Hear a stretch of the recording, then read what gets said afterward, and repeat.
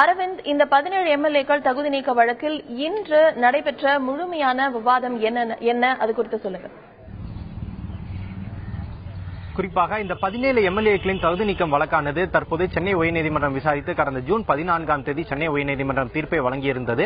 அந்த தீர்ப்பில் சென்னை உயர்நீதிமன்றத்தின் தலைமை நீதிபதி இந்திரா பானர்ஜி அதேபோல இரண்டாவது நீதிபதியான சுந்தர் ஆகியோர் இருவரும் இருவேறு மாறுபட்ட தீர்ப்பை வழங்கியிருந்தார்கள். அதனைத் தொடர்ந்து இந்த வழக்கானது மூன்றாவது நீதிபதியான நீதிபதி வசம் ஒப்படைக்கப்பட்டு அவர் விசாரித்து தீர்ப்பு வழங்குவார் என சென்னை உயர்நீதிமன்றம் அறிவித்திருந்தது. அதனைத் தொடர்ந்து சென்னை உயர்நீதிமன்றத்தின் நீதிபதியான விமலா மூன்றாவது நீதிபதியாக நியமிக்கப்பட்டிருந்தார். இந்நிலையில் இந்த 17 எம்எல்ஏக்கள் சார்பில் உச்சநீதிமன்றத்தில் ஒரு மனு ஒன்று தாக்கல் செய்யப்பட்டிருந்தது. குறிப்பாக இந்த வழக்கானது தற்போது ஒரு வருடத்திற்கு மேலாக தற்போது சென்னை உயர்நீதிமன்றத்தில் நிலுவையில் இருக்கிறது. எனவே மேலும் சென்னை உயர்நீதிமன்றமே இந்த வழக்கை விசாரித்தால் மேலும் காலதாமதமாகவும் தங்களுக்கு உரிய காலகட்டத்தில் நீதி கிடைக்காது. மேலும் இந்த வழக்கில் மூன்றாவது நீதிபதியாக நியமிக்கப்பட்டிருக்கும் விமலா அவருடைய மருமகள் தமிழக அரசின் அரசு வழக்கறிஞராக நியமிக்கப்பட்டிருக்கிறார். எனவே இந்த காரணங்களுக்காக தங்களால் சென்னை உயர்நீதிமன்றமே இந்த வழக்கை விசாரித்தால் தங்களுக்கு உரிய காலகட்டத்தில் நீதி கிடைக்காது.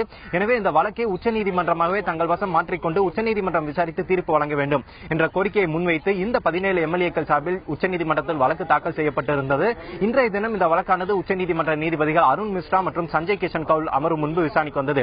குறிப்பாக இந்த வழக்கை விசாரித்த இரண்டாவது நீதிபதியான சஞ்சய் கிஷன் கவுல் சென்னை உயர்நீதிமன்றத்தின் தலைமை நீதிபதியாகவும் இருந்தது குறிப்பிடத்தக்கது. இந்நிலையில் இன்றைய தினம் இந்த வழக்கு விசாரணைக்கு வந்தபோது இந்த 17 எம்எல்ஏக்கள் சார்பில் மனுவில் குறிப்பிடப்பட்டுள்ள ஒரு சில கருத்துகளுக்கு நீதிபதிகள் ஆட்சேபனை தெரிவித்திருந்தனர். குறிப்பாக இந்த மனுவில் இந்த 17 எம்எல்ஏக்கள் இந்த வழக்கை அனைத்து வழக்கு வாதத்தையும் விசாரித்த நீதிபதிகளானது தீர்ப்பை ஒத்திவைத்த பிறகு 6 மாத காலத்திற்கு பிறகே சென்னை உயர்நீதிமன்றமானது இந்த வழக்கில் தீர்ப்பை கொடுத்திருக்கிறார்கள் என்ற கருத்தை இந்த 17 எம்எல்ஏக்களும் தங்களுடைய மனுவில் முன்வைத்திருந்தார்கள். ஆனால் இதற்கு உச்சநீதிமன்றத்தின் நீதிபதி சஞ்சய் கிஷன் கவுல் கடும் ஆட்சேபனையை முன்வைத்தார். குறிப்பாக இந்த வழக்கு தீர்ப்பு ஒத்திவைக்கப்பட்ட பிறகு 4.5 மாதத்திற்குள்ளாகவே இந்த வழக்கில் தீர்ப்பு கொடுக்கப்பட்டு விட்டது. அப்படி இருக்கையில் நீங்கள் எவ்வாறு 6 மாதத்திற்கு பிறகுதான் இந்த வழக்கில் தீர்ப்பு கொடுக்கப்பட்டதாக இந்த மனுவில் நீங்கள் குறிப்பிடுகிறீர்கள்? இதுபோன்ற தவறான தகவல்கள் மூலம் நீதித்துறைக்கு எதிராக இதுபோன்ற கருத்துக்களை தங்களால் ஏற்க முடியாது.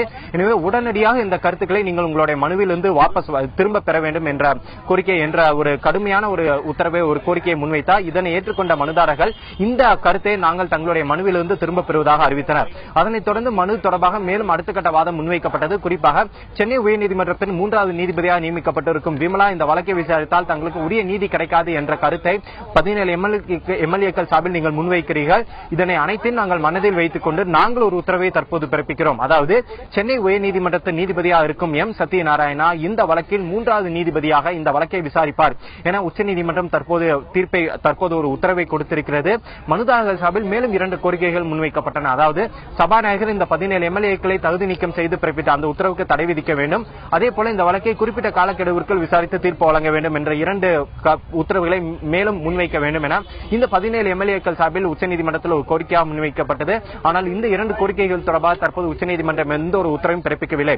உச்சநீதிமன்றம் தன்னுடைய இறுதி உத்தரவாக மூன்றாவது நீதிபதியை நாங்களே நியமிக்கிறோம், உச்சநீதிமன்றம் சார்பில் நாங்களே நியமிக்கிறோம். சென்னை உயர்நீதிமன்றத்தின் நீதிபதி எம் சத்யநாராயணா இந்த வழக்கின் மூன்றாவது நீதிபதியாக இந்த வழக்கை விசாரித்து தீர்ப்பு வழங்குவார் என்பதுதான் தற்போது உச்சநீதிமன்றத்தின் உத்தரவின் சாராம்சமாக இருக்கிறது.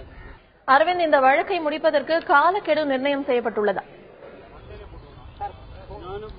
நான் முன்பே குறிப்பிட்டதைப் போல இந்த மனுதாரர்கள் சார்பில் இந்த வழக்கானது கடந்த ஒரு வருடமாக இந்த 17 தொகுதியிலும் சட்டமன்ற உறுப்பினர்கள் இல்லாத நிலை இருந்து வருகிறது.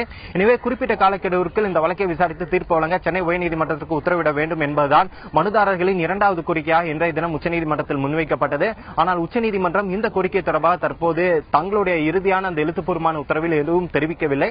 குறிப்பாக சென்னை உயர்நீதிமன்றத்தின் நீதிபதி எம் சத்யநாராயணாவே இந்த வழக்கை விசாரித்து தீர்ப்பு வழங்குவார் என்பதுதான் உச்சநீதிமன்றத்தின் இன்றைய உத்தரவாக இருக்கிறது. எனவே இந்த 17 எம்எல்ஏக்கள் சார்பில் சென்னை உயர்நீதிமன்றத்தின் நீதிபதி எம் சத்யநாராயணாவிடம் இந்த வழக்கை சற்று அவசர வழக்காக விசாரணைக்கு எடுத்து விரைவில் விசாரித்து தீர்ப்பு வழங்க வேண்டும் என்ற கோரிக்கையை இந்த 17 எம்எல்ஏக்கள் சார்பில் சென்னை உயர்நீதிமன்றத்தில் முன்வைப்பார்கள் என்ற தகவல் தான் நமக்கு இங்கிருந்து கிடைக்கப்பெறுகிறது.